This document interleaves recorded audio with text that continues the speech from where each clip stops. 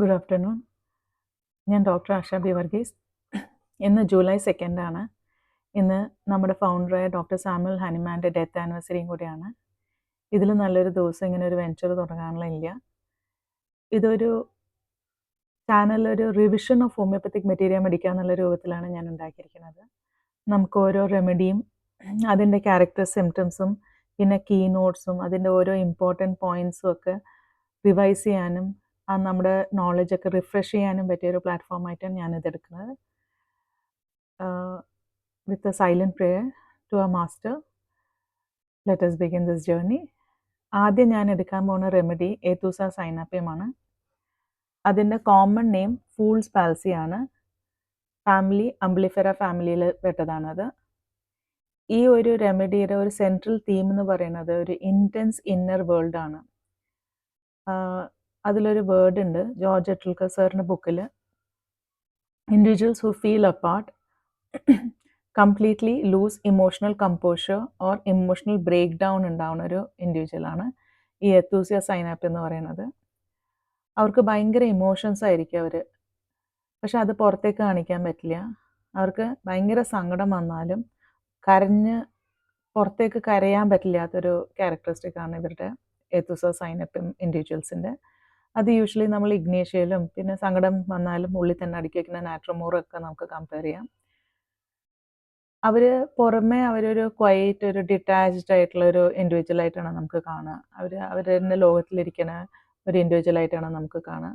പക്ഷെ അവരുടെ ഉള്ളിൽ ഭയങ്കര ഇമോഷൻസ് വേഴ്സ്റ്റ് ചെയ്യുന്ന ഒരു ക്യാരക്ടറിസ്റ്റിക്കാണ് അവർ. ശരിക്കും പറഞ്ഞാൽ ഒരു പുറത്തുനിന്ന് നല്ല കാമായിട്ടുള്ള ഒരു വോൾക്കാനിക് മൗണ്ടൻ എങ്ങനെ ഉണ്ടാവും, അങ്ങനെയാണ് നമുക്ക് എത്തൂസ സൈനാപ്പിനെ, അറ്റ്ലീസ്റ്റ് എനിക്ക് അങ്ങനെയാണ് ഞാൻ അതിനെ പിക്ചറൈസ് ചെയ്യാറുള്ളത്. അതിൻ്റെ മെൻറ്റൽ പിക്ചർ എന്ന് പറയുന്നത് leaves in A rich inner world. ഭയങ്കര ആത്മചിന്തനവും ഭയങ്കര ഇമോഷൻസ് ഒക്കെ നിറഞ്ഞിട്ടുള്ളൊരു ലോകമാണ് അവരുടെ. അവർക്ക് മറ്റുള്ളവരെ കൂടെ ചേരണില്ല, അല്ല അവരെക്കാട്ടിൽ ഞാൻ കുറച്ചൊരു ഡിഫറെൻ്റ് ആണെന്നുള്ളൊരു ഫീലിംഗ് എപ്പോഴും അവർക്കുണ്ടാവും. അവർക്ക് അവരുടെ ഇമോഷൻസ് പുറത്തേക്ക് പറയാൻ കുറച്ച് ബുദ്ധിമുട്ടുള്ള ആൾക്കാരാണ്. അവരോട് തന്നെ വർത്തമാനം പറയും. അവർക്ക് സോളിറ്റ്യൂഡ് അല്ലെങ്കിൽ ഒറ്റയ്ക്ക് താമസിക്കുക എന്ന് പറയണതിൽ ഒരു ബുദ്ധിമുട്ടുമില്ല. അവർ ഭയങ്കര സന്തോഷമാണ് അവരുടെ തന്നെ ഒരു ലോകത്ത് ജീവിക്കാനായിട്ട് അവർക്ക്. പക്ഷെ കമ്പനി ഉണ്ടെങ്കിലും ദേ വിൽ അപ്രിഷിയേറ്റ് ഇറ്റ്. ഭയങ്കര സെൻസിറ്റീവാണ്, ഭയങ്കര തോട്ട്ഫുള്ളാണ്, മറ്റുള്ളവരെ പറ്റി ആലോചിക്കും, പിന്നെ ആത്മചിന്തനം ചെയ്യണം, ഇൻട്രോസ്പെക്റ്റീവ് ക്യാരക്ടറിസ്റ്റിക്സ് ഉണ്ട് അവർക്ക് കോൺസെൻട്രേഷൻ ഭയങ്കര ഡിഫിക്കൾട്ടാണ്. എസ്പെഷ്യലി വയ്യാണ്ടിരിക്കുമ്പോഴും ഭയങ്കര ക്ഷീണിച്ചിരിക്കുമ്പോഴൊക്കെ അവർക്ക് ഭയങ്കര കൺഫ്യൂഷനും കോൺസെൻട്രേഷൻ ഡിഫിക്കൽട്ടിയൊക്കെ കണ്ടു കാണാറുള്ള ആൾക്കാരാണ്. പുറമെ നമ്മൾ നോക്കുമ്പോൾ ഒരു ആബ്സെൻറ്റ് മൈൻഡഡ് ആയിട്ടുള്ള ഒരു ഇൻഡിവിജ്വലാണ് നമ്മൾ കാണുന്നത്. അവർക്ക് ചെറിയ ചെറിയ ഇമോഷൻസ് ഒക്കെ ഭയങ്കരമായിട്ട് അവരെ ടച്ച് ചെയ്യും. ഭയങ്കര സങ്കടം വരിക, കരച്ചിൽ വരിക, ഇതൊക്കെ അവർക്ക് പൊതുവെ ഉള്ളൊരു ക്യാരക്ടറിസ്റ്റിക്സ് ആണ്. എല്ലാ ഫീലിങ്സും ഉള്ളി അടക്കി വെക്കുക എന്നുള്ളതല്ലാണ്ട് അത് പുറത്തേക്ക് കാണിക്കില്ല. ഒരു ഇമോഷണൽ സപ്പോർട്ടിന് വേണ്ടി ഒരാളെ അപ്രോച്ച് ചെയ്യുക, അവരുടെ ഒരു സോളിറ്റ്യൂഡ് കൺസോളേഷൻ അതിന് വേണ്ടിയിട്ട് ഒരാളുടെ അടുത്ത് പോവുക, ഇതൊക്കെ അവർക്കൊരു ബുദ്ധിമുട്ടുള്ള കാര്യമാണ്. പൊതുവെ നമ്മൾ കാണുമ്പം ഒരു വിത്ഡ്രോൺ ആയിട്ടുള്ള ഇൻഡിവിജ്വലാണ് നമ്മൾ കാണാറ്. എസ്പെഷ്യലി ഭയങ്കര ഡിസപ്പോയിൻമെൻ്റ് ഒക്കെ കഴിഞ്ഞ് കഴിഞ്ഞാൽ അവരുടെ തന്നെ ഒരു ലോകത്തേക്ക് അവർ ഒതുങ്ങിക്കൂടും. അവർക്ക് ഭയങ്കര ഇമോഷണലി അവർക്ക് അഫെക്ഷൻ വേണമെങ്കിലും അവരെ തന്നെ ഇമോഷണലി ഐസൊലേറ്റ് ചെയ്ത് മാറ്റി വയ്ക്കുക. പക്ഷെ ആനിമൽസിനോട് ഭയങ്കര സ്നേഹമാണ്, ഒരുമാതിരി ക്രേസാണ്. ഒരുമാതിരി അൺനാച്ചുറൽ പാഷനോടെയാണ് കാണുക. ക്യാറ്റ്സ്, ഡോഗ്സ്, ബാക്കിയുള്ള ആനിമൽസിനോടൊക്കെ അതിനോട് വർത്താനം പറയുക. പക്ഷെ മനുഷ്യരോട് മിണ്ടിയില്ലെങ്കിലും അവർ ആ ആനിമൽസിനോടൊക്കെ ഭയങ്കരമായിട്ട് മിണ്ടുക. ഇച്ചിരി ഇറിറ്റബിലിറ്റി ഉള്ള ആൾക്കാരാണ്. പ്രോബബ്ലി ആ ഫിയർ ഓഫ് ബീങ് ജഡ്ജ് ഉണ്ടാവുമായിരിക്കാം അവർക്ക്. അതുകൊണ്ടായിരിക്കാം ആനിമൽസ് എന്ന് പറയുമ്പോൾ ജഡ്ജ്മെൻറ്റ് ഉണ്ടാവില്ല. അതുകൊണ്ട് തന്നെ അവർ ആ ആനിമൽസിനോട് ഭയങ്കരമായിട്ട് അറ്റാച്ച്ഡ് ആവും. ഫിയേഴ്സിൽ ഏറ്റവും വലിയ fear of closing the eyes because they may never wake up ആണ് പ്രിഡോമിനൻ്റ് ആയിട്ടുള്ള ഒരു ഫിയർ. അതുകൊണ്ട് തന്നെ ഒരു സർജറിയും ഒരു അനസ്തേഷ്യയൊക്കെ വരുന്നതിന് മുമ്പ് ഇനി എണീക്കില്ല, അല്ലെങ്കിൽ ഞാൻ ഇനി ജീവിക്കില്ല, മരിച്ചു പോകുന്നുള്ളൊരു പേടിയോടെയാണ് അവർ അതിലേക്ക് പോകുന്നത്. അതുപോലെ തന്നെ ഉറങ്ങണ മുമ്പും പിന്നെ അവർക്ക് ആ ഫിയർ ഓഫ് അവർ ആ കണ്ണടച്ചു കഴിഞ്ഞാൽ രാവിലെ എണീക്കുമോ എന്നുള്ളൊരു ഭയം പോലും അവർക്കുണ്ടാവും. ഡാർക്ക്നെസ്, സഫക്കേഷൻ ഇതിനൊക്കെ ഫിയർ ഉണ്ടാവുന്ന ആൾക്കാരാണ്. പിന്നെ ബാക്കി നമുക്ക് കമ്പയർ ചെയ്യാൻ പറ്റുന്ന മെഡിസിൻസ് ലാക്ടസസ്, ഗ്രൈൻഡിലേക്കൊക്കെ ഇങ്ങനത്തെ ഫിയേഴ്സ് ഉണ്ടാവും. ഈ ആങ്സൈറ്റി ഉള്ളത് പൊതുവെ രാത്രി കാലങ്ങളിലാണ് കൂടുന്നത്. പിന്നെ ഒരു ഫിയർ എന്നുള്ളത് അവർക്ക് ഏറ്റവും പ്രിയപ്പെട്ട ആൾക്കാർ എന്തെങ്കിലും ലൂസ് ചെയ്യുമോ മരിച്ചു പോവോ എന്നുള്ളൊക്കെ ഫിയർ ഭയങ്കരമായിട്ടുണ്ടാവും.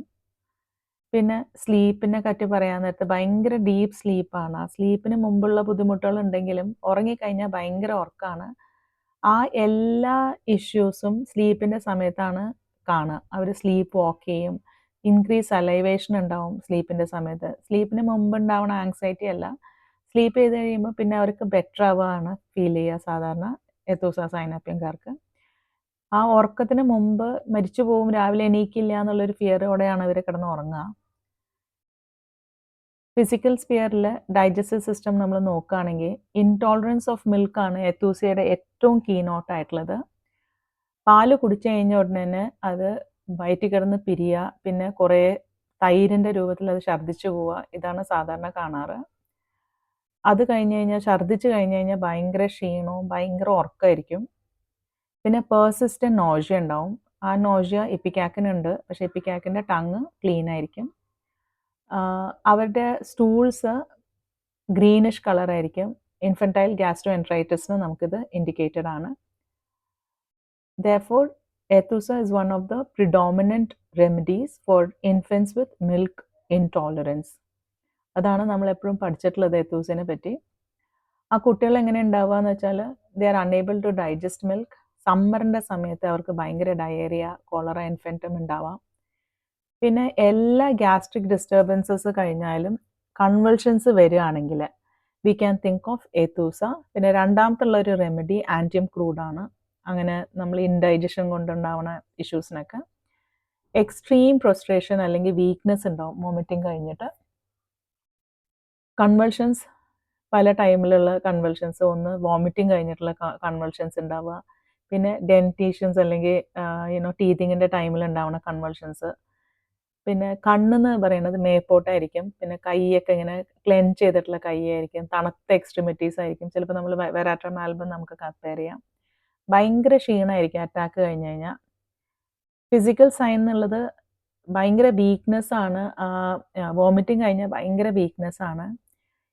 ഈ ക്ഷീണം കഴിഞ്ഞ് ഉടനെ കിടന്ന് ഉറങ്ങണം, ആ വീക്ക്നെസ് കാരണം ഇമ്മീഡിയറ്റ് ആയിട്ട് കിടന്ന് ഉറങ്ങണം എന്നുള്ളൊരു ഫീലിംഗ് ആണ് എത്തൂസയ്ക്ക്. അവരുടെ ഫേസ് പൊതുവെ ഭയങ്കര പേലാവും ഇങ്ങനെ ഈ ക്ഷീണവും ഛർദിലെല്ലാം കഴിയുമ്പോൾ. പിന്നെ ഒരു ലീനിയ നേസാലിസ് എന്ന് വെച്ചാൽ ഒരു ലൈന് മൂക്കിൽ നിന്ന് നമ്മുടെ കോർണർ ഓഫ് ദ മൗത്ത് വരെ ഒരു ലൈൻ ഇങ്ങനെ കാണാം. അതിന് ലീനിയ നേസാലിസ് എന്നാണ് പറയുക. ഇതൊരു ക്ലാസിക്കൽ കീനോട്ടാണ് പഴയ മെറ്റീരിയൽ മെഡിക്ക അനുസരിച്ച്. മൂക്കിനകത്തും മൂക്കിന് ചുറ്റും ഒക്കെ ഒരു ഇൻ ബിറ്റ്വീൻ ദ നോസ് ഒക്കെ നമ്മൾ എക്സിമയും ഹെർപ്പിസും ഒക്കെ ഉണ്ടാവുന്നത്. എത്തൂസ സൈനാപ്പത്തിന് ഒരു പ്രിഡോമിനൻറ്റ് ഫീച്ചറാണ്. അത് പൊതുവെ ഹീറ്റും സമ്മറിൻ്റെ സമയത്തൊക്കെ അത് അഗ്രിവേഷൻ ആവും. പിന്നെ ഉള്ളൊരു ഫിസിക്കൽ സിംറ്റം എന്ന് പറയുന്നത് യെല്ലോയിഷ് ലിക്കേരിയാണ്. ദാറ്റ് വിൽ സ്റ്റെയിൻ ലിനൻസ്, ക്രിയോസോട്ടിനൊക്കെ ഉണ്ട്. ചീസ്, ഫെർണീഷ്യസ് ഫുഡ് എന്ന് വെച്ചാൽ ധാന്യങ്ങൾ കൊണ്ടുണ്ടാക്കിയിട്ടുള്ളത്, ഗോതമ്പ്, ചോറ്, ഇങ്ങനത്തെ ഓട്സ്, ഇതിനോടൊക്കെ ഭയങ്കര പ്രിയമാണ് അവർക്ക്. സോൾട്ട് ഭയങ്കര ഇഷ്ടമാണ്. പക്ഷേ ഫ്രൂട്ട്സിനോട് പൊതുവെയുള്ള അവോഷൻ കാണാറുണ്ട്.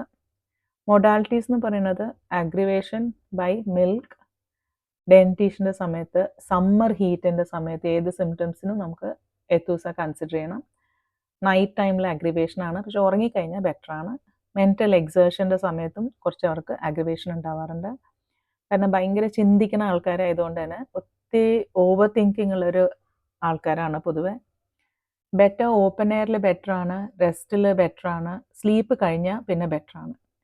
ഒരു ഡിഫറൻഷ്യൽ ഡയഗ്നോസിസ് അല്ലെങ്കിൽ കമ്പാരിഷൻ ഓഫ് മെഡിസിൻസ് എന്ന് പറയുമ്പോൾ ഏത്തൂസയും കാൽക്കേരിയ കാർബും കൂടെ കാണാൻ നോക്കുകയാണെങ്കിൽ രണ്ടിനും മിൽക്ക് കഴിച്ചിട്ടുള്ള പ്രോബ്ലംസ് ഉണ്ടാവും. പക്ഷേ പൊതുവെ കാൽക്കേരിയ കാർബ് സ്ലോ ഡൈജഷൻ വിത്ത് ഒബേസിറ്റി, സ്വെറ്റിംഗ് ഒക്കെ പ്രിഡോമിനൻ്റ് ആയിട്ട് നമുക്ക് അറിയുന്ന ഫീച്ചേഴ്സാണ് കാൽക്കേരിയ കാർബിൻ്റെ.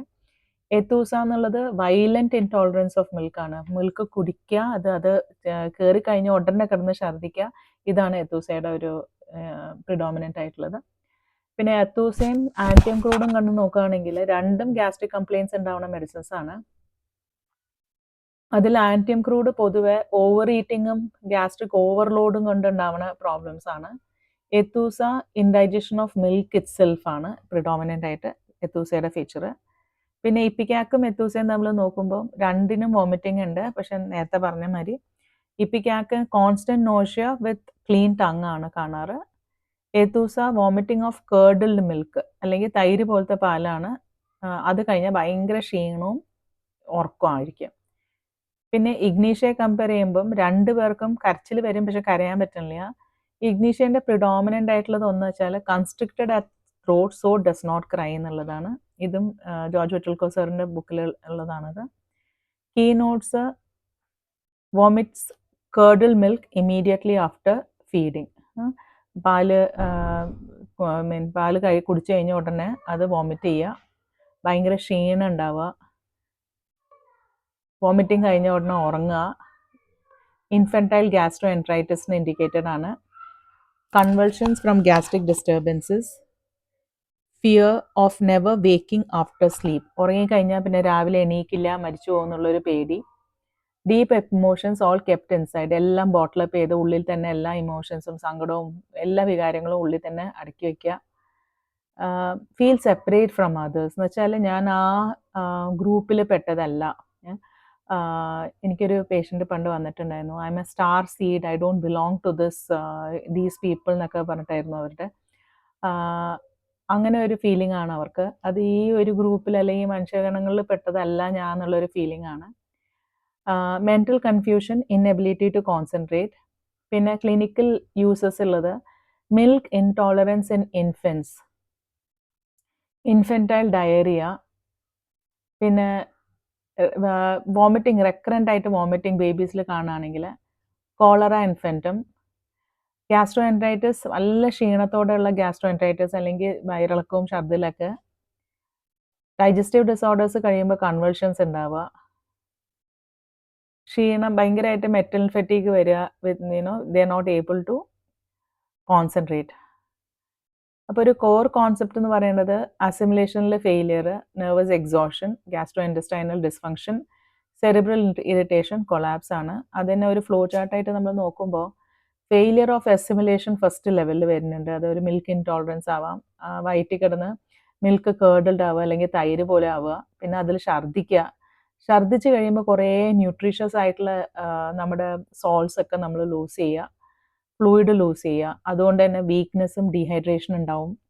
ഈ ഫ്ലൂയിഡും ന്യൂട്രീഷ്യസ് ഓർ പ്രോബബ്ലി ഇലക്ട്രോലൈറ്റ്സ് ഒക്കെ നമ്മുടെ ശരീരത്തിൽ നിന്ന് പോകുമ്പം നാച്ചുറലി സെറിബ്രൽ എക്സോഷൻ, പിന്നെ അത് സിവിയർ ആകുമ്പോൾ കൺഫ്യൂഷൻ, കൺവൾഷൻസ് വരെ വരാം. പിന്നെ ഒരു ഭയങ്കര ഉറക്കം, deep sleep and sometimes even collapse വരെയും പോകാനുള്ള ചാൻസസ് ഉണ്ടാവും എത്തൂസ ഡ്രഗ് പിക്ചറിൽ. ഏതൊക്കെ സിസ്റ്റംസ് എഫക്റ്റഡ് ആണെന്ന് പറയുകയാണെങ്കിൽ ഏറ്റവും ആദ്യം സ്റ്റൊമക്കാണ്.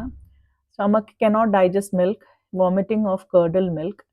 പിന്നെ രണ്ടാമത്തത് സ്മോൾ ഇൻറ്റസ്റ്റൈന്, ഡയറിയ ഉണ്ടാവാം, അസിമുലേഷൻ, പുവർ അസിമുലേഷൻ ഉണ്ടാവും. പിന്നെ ഉള്ളത് ബ്രെയിനാണ്, കൺഫ്യൂഷൻ ഉണ്ടാവും, സ്റ്റോപ്പർ, കൺവൾഷൻസ്. നെർവസ് സിസ്റ്റം എന്നുള്ളത് ക്ഷീണം, സീജേഴ്സ്, ഡ്രൗസിനെസ്. ഓട്ടോണോമിക് നെർവസ് സിസ്റ്റമിൽ സലൈവേഷൻ, സ്വെറ്റിംഗ്, സർക്കുലേറ്ററി വീക്ക്നെസ് ഉണ്ടാവാം. സർക്കുലേഷൻ അഗൈൻ ഡീഹൈഡ്രേഷൻ കാരണം കൊളാപ്സ് വരെ ഉണ്ടാവാനുള്ള ചാൻസ് ഉണ്ടാവും. അപ്പോൾ പൊതുവെ ഒരു ഡ്രഗ് പിക്ചർ എത്തൂസയുടെ നോക്കുകയാണെങ്കിൽ എന്തൊക്കെ കണ്ടീഷൻസിന് അതിന് അത് റിസംബിൾ ചെയ്യേണ്ടതെന്ന് നോക്കുകയാണെങ്കിൽ